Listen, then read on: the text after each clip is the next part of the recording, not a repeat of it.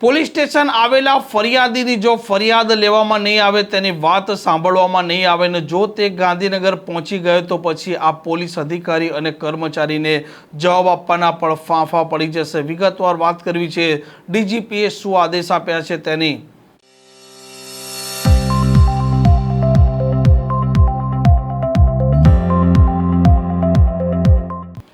નમસ્કાર, આપ જોઈ રહ્યા છો હોટલાઇન ન્યૂઝ અને હું છું આપની સાથે તોફિક ગાંચી। કોઈ વ્યક્તિ જ્યારે પોલીસ સ્ટેશન જાય છે, તેની ફરિયાદ આપે છે, તે સમયે આ પોલીસ અધિકારી કે કર્મચારી તેની વાત સાંભળે છે અને મોટા ભાગે સૌથી પહેલાં અરજી લઈ લેતા હોય છે અને જો તેની ફરિયાદ દાખલ ન થાય તો આ ફરિયાદી છે તે ઉચ્ચ અધિકારીઓ સુધી પણ પહોંચતા હોય છે અને ગાંધીનગર સુધી પણ જતા હોય છે। અને હવે ગાંધીનગરના સચિવાલયની વાત કરો કે પછી ડીજીપી ઓફિસની વાત કરો, એટલે કે આ પોલીસ ભવન, ત્યાં એક જનસંપર્ક કાર્યાલય ખોલવામાં આવ્યું છે, જેમાં રાજ્યના લોકો તેમના પ્રશ્ન તાલુકા કક્ષાએ કે જિલ્લા કક્ષાએથી નિરાકરણ ના આવતા ત્યાં પહોંચે છે, ત્યાં તે રજૂઆત કરે છે અને ત્યાંથી જે તે અધિકારી છે તેને આદેશ આપવામાં આવે છે કે કાયદેસરની જે કાર્યવાહી થતી હોય તે કરવામાં આવે। અને ડીજીપી GS મલિક પણ હવે આ મામલે હરકતમાં આવ્યા છે। તેમણે જનસંપર્ક કાર્યાલયોની મુલાકાત પણ લીધી છે, જરૂરી નિર્દેશ પણ આપ્યા છે અને તેમણે કહ્યું છે કે કોઈ પણ વ્યક્તિ છે તેના પ્રશ્નનું નિરાકરણ સ્થાનિક પોલીસ સ્ટેશનમાંથી જ આવી જવું જોઈએ તેવી વ્યવસ્થા કરવામાં આવશે।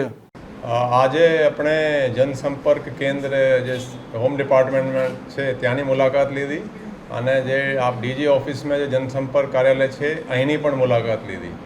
એટલે આ કેવી રીતેના માણસો અહીંયા રજૂઆત કરવા માટે આવે છે, શું રજૂઆતો હોય છે, કયા જગ્યાઓથી વધારે આવે છે, એ બધી ત્યાં ચર્ચા કરી અને અમુક રજૂઆતવાળા જે આવ્યા હતા એની સાથે પણ આપણે એને પૂછ્યું કે શું તકલીફ છે।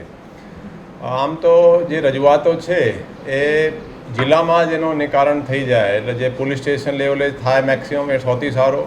તેમ છતાં કંઈ રજૂઆત એવી નહીં સાંભળે પોલીસ સ્ટેશનમાં કે કોઈ હોય તો જિલ્લામાં પોલીસ વડા છે કે કમિશનર છે કે જોઈન્ટ કમિશનર હોય સિટીમાં, એના લેવલે નિકાલ વધારે થઈ જાય એ આપણે અપેક્ષા છે। તેમ છતાં જે અમુક રજૂઆતો અહીંયા આવે છે, કેવી રીતે અહીંયા રજૂઆતો ઓછા થઈને જિલ્લામાં જ એનો નિકાલ થાય એનો આપણે વ્યવસ્થા ગોઠવાના છીએ। પણ આજે મેં જોયું ત્યાં ગૃહ વિભાગમાં જે રજૂઆતો હતી એ ડિપાર્ટમેન્ટલ એઝ GUVNLના કોઈ ખાતાકીય ઇસ્યુ હતા 2009ના, એની કંઈ પ્રમોશન અટકી કે કંઈ અને રિટાયરમેન્ટ નજીક છે, આ રીતેનું હતું।